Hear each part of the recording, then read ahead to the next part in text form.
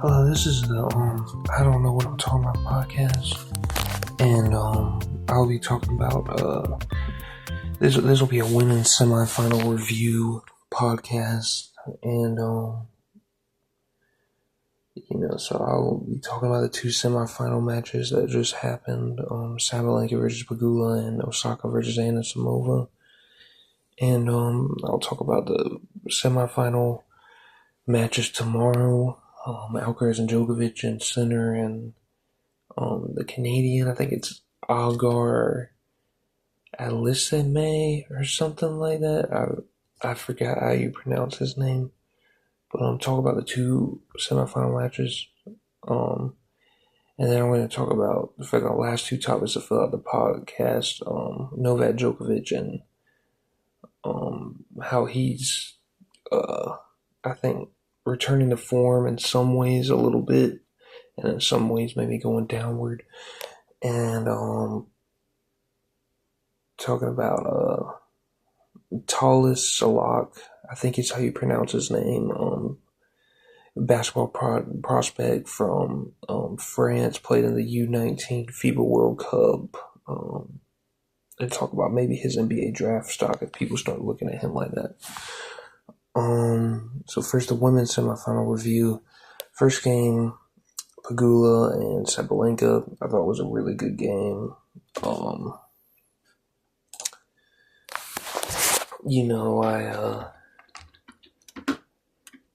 feel bad for Pegula because I think, maybe that was her chance to take down Sabalenka, because Sabalenka's playing great, but she is making a lot of mistakes.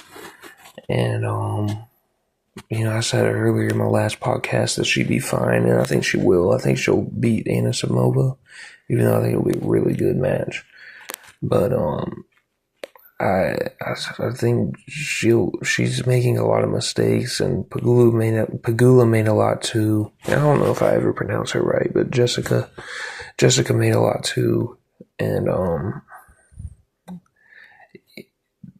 I feel like when someone that good is making that amount of mistakes, and you're getting these chances to win these majors, someone like Pegula, is tough to let one slip like that.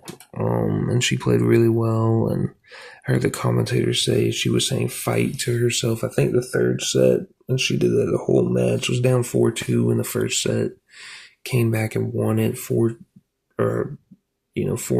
She won the rest of the 4 games, and even the second set was 6-3, but she really made Sabalenka work for it towards the end, and same with the last set. I think, if I'm not mistaken, Jessica Pegula won the last 16 points when she was serving, which is crazy. Sabalenka couldn't get a point off of her when Pegula was serving, but Sabalenka would tough out her games where she was serving, and that's how she won towards the end. I think the point total, point for point, was pretty even between both of them towards the end. And, Sabalenka's just, she's a better player. She hits harder. Her shot making's better. I think she probably moves around the court better, even though she doesn't have to most of the time. But Pegula's tough, and she fought, and she elevated her game, and, there were points. She really could have won the match, honestly. It's sad to see her lose. Because she played tough, she played hard, and there were times where both of them made a lot of mistakes, and I think that cost Pegula. And I think someone said after the match, one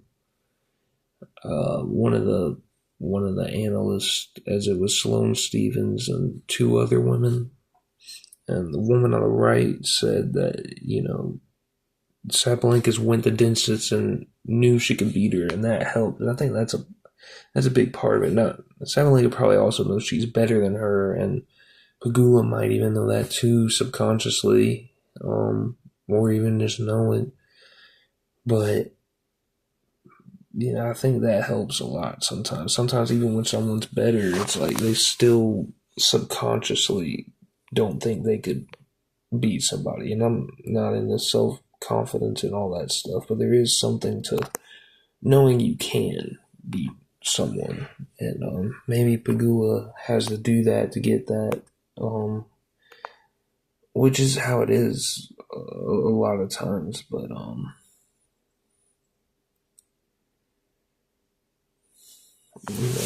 it is just kind of sad to see Pagula lose. She kept her emotions down for the most part, while Sabalenka was more emotional. But Sabalenka is usually pretty emotional.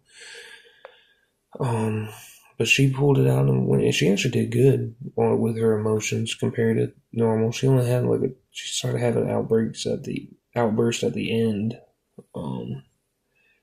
So she looks good, and I would pick her to win it. Now Osaka and Anna Samova was an amazing match. It was amazing, especially the first two sets. Even the last one, Osaka fought and made it close. Even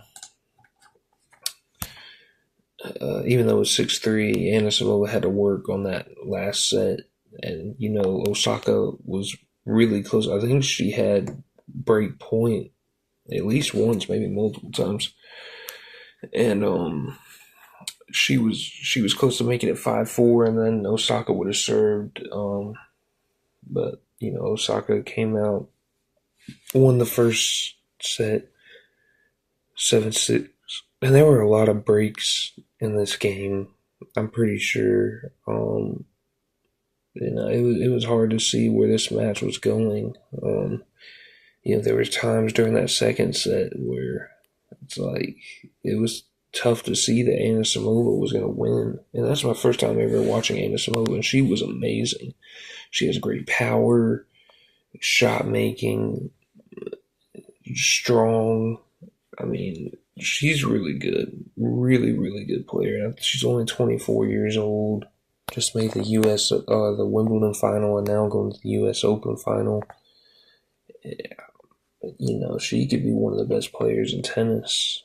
And she probably is already, honestly. She just has to get the wins to back it up more. But,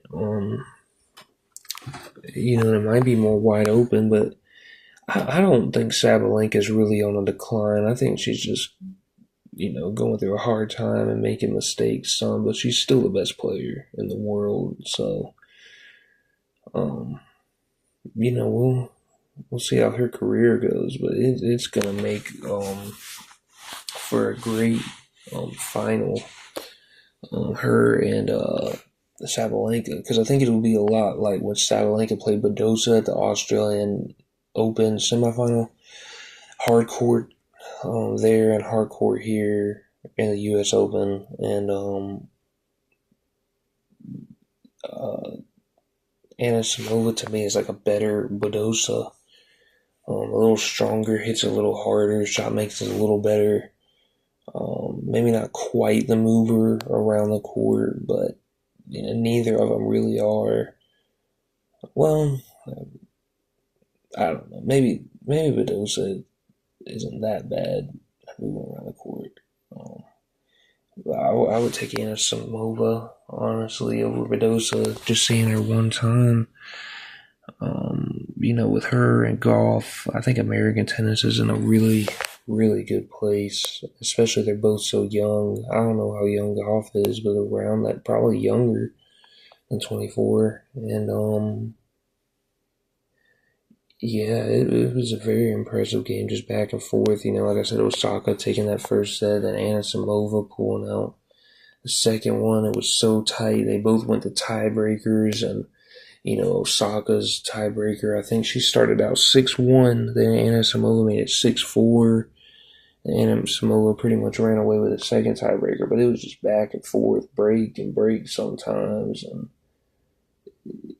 Osaka got to a point, and I think that second set, I want to say she made it 6-5. And those two games went from, I think she was down 4-5, if I'm not mistaken.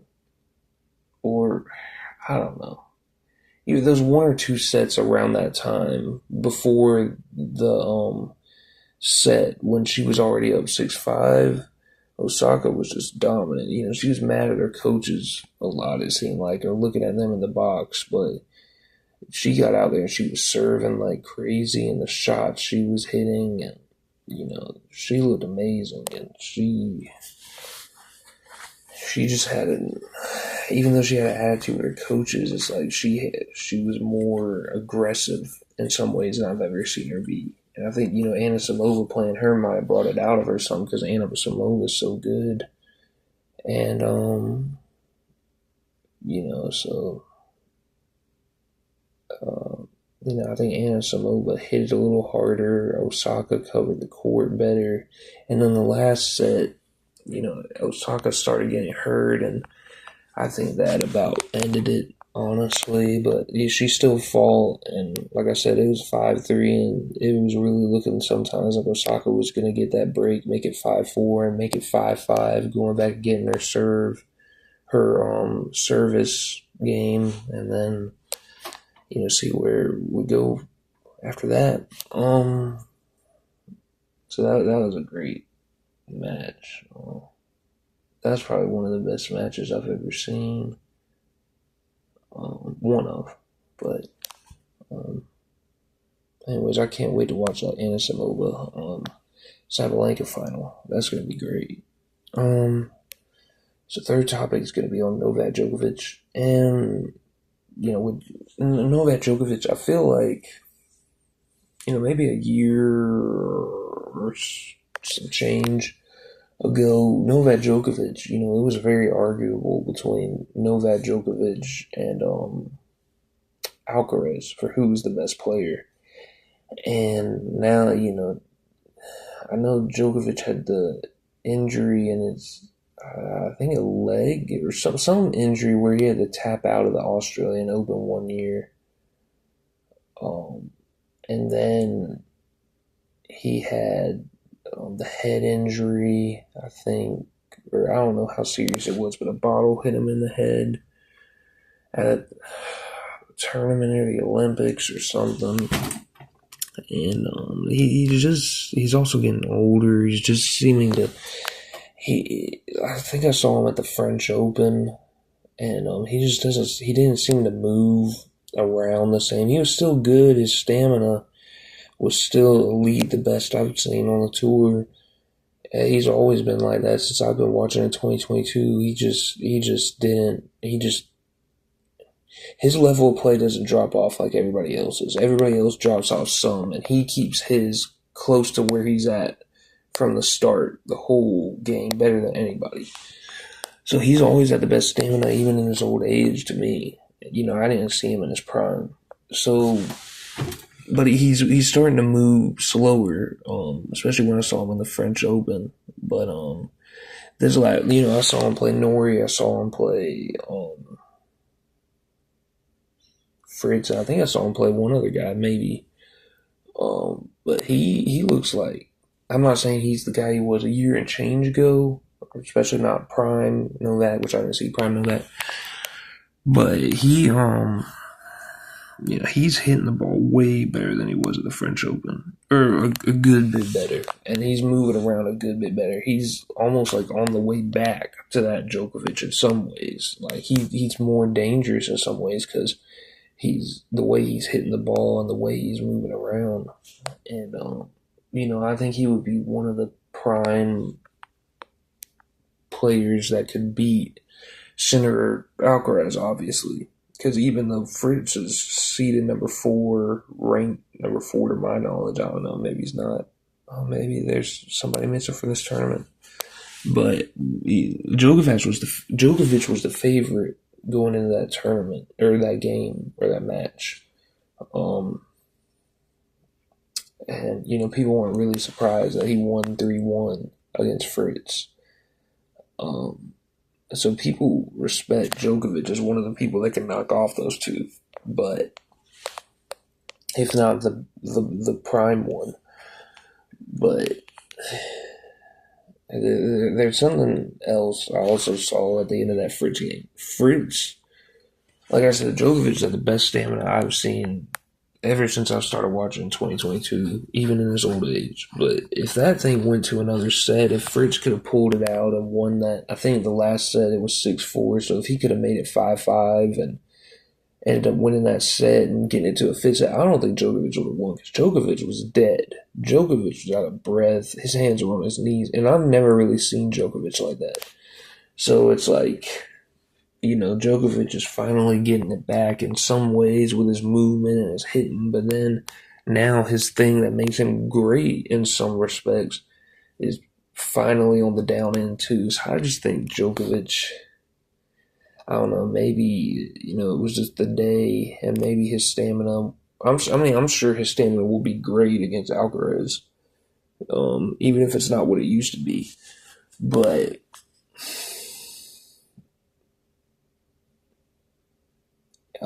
it just seems like if it's not one thing, it's another. And maybe he's just on the road to being out of here. I still think he could win a major. I still think it's possible. Am I going to pick it? Probably not. But I don't think Alcaraz and Sinner are going to win every major for years and years and years. And I think like I said, he'd definitely be one of the prime ones to beat them. But, it's just interesting. Interesting to see how he does tomorrow, how his stamina holds up, how he's hitting and moving. And it's Alcaraz who's so great, and him and Sinner just keep getting better and better. So, it'll be interesting to see. And, my favorite player is Alcaraz, so I'm going to be cheering for Alcaraz, but I hope Djokovic does well. And the last topic, I'm going to talk about Talis Soulhac. I don't know if I'm saying that right. It might be Soulhac, Soulhac. But he, I'm looking at draft boards. I don't see him anywhere. And I can't tell if he's a freshman. Like, he plays overseas. As far as I could tell, he's going to ADA. He's playing for ADA Blois Basket 41, I think, overseas. But it's hard to see who international players are going to play for the next year. So if I haven't found it, at least changing teams. I haven't found it. Well, I saw him in the U19 FIBA World Cup, and France had a good team. Everybody says America dominated everybody, and score-wise, yeah. France had some players. Johan Sissoko, Talis Soulhac, and Mohamed Sankey, I think, could all be are all good players. And they had some others too. Some others that NBA teams are looking at. Two bigs, I can't remember their names. But anyways, the way he gets by people, his movement to the side on his dribbles and able to get by people, the way he just gets downhill, his athleticism, his finishing ability, he can shoot, he gets a lot of elevation on his jump shot. It's a little slow, but I think he can still get it off. I don't understand why he's not a top prospect. And maybe it's because he's not the freshman age. And I know they just love the freshman age, and they want everybody that comes to the NBA to be a freshman out of college, which I don't agree with that. I think it's more important about, being able to survive and succeed your first few years, because your first few years it's hard to change your trajectory after your first few years. If you're a role player your first few years, people do it. Julius Randle, Victor Oladipo to some extent. People change from looks like they're going to be a role player to they become stars. But, it's hard. And so I think it's more about getting the people that can survive and succeed those first few years. And, Soulhac can definitely do that. He's a great player now, to me. Just the way he gets by people, the way he shoots, he can defend. He's just great. I mean, I don't know. He's just amazing at getting by people. Just the distance he covers with his dribbles and, the ability to move his defender, get by him. He's tough. He's tough. Seems like pretty sure he seems like a good teammate. I just don't understand why he's not a higher prospect. And I don't know, to me, I would rank him over a lot of guys that can really play. And I don't know how much I should spoil because, you know, I want to do a top 100 list, but I just think Talis Soulhac is a player to really look for that hopefully gets on some draft boards, and you know, people really start looking at to see if they want to draft him with a high draft pick, a very high draft pick. That's how I feel right now. You know, I'll probably revisit it after the college year if I decide to do the draft thing again. But yeah, I'm a huge Talis Soulhac fan. It was just amazing to watch. So that's it. That's my podcast, and you know, I'll probably come out with more soon. I'm gonna try to keep clipping them up, make it easier for people to listen to some of it instead of all of it, because I'm the same way about podcasts and shows. You know, I don't usually watch the full show, the full thing. You know, I watch the little clips that they give off, the little 5-minute, little 4-minute. You know, sometimes even the YouTube shorts or whatever. So hopefully some more people will watch if make it shorter. But yeah, thank you for listening. Anybody that listens, and have a good